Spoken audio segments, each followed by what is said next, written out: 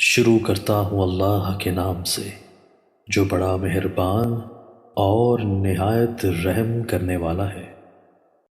حضرت عبداللہ رضی اللہ عنہ سے روایت ہے کہ نبی کریم صلی اللہ علیہ وآلہ وسلم نے فرمایا، سب سے بہتر میرا زمانہ ہے، اس کے بعد ان لوگوں کا جو اس کے بعد ہوں گے، پھر جو ان کے بعد ہوں گے، اور اس کے بعد ایسے لوگ پیدا ہوں گے جو قسم سے پہلے گواہی دیں گے،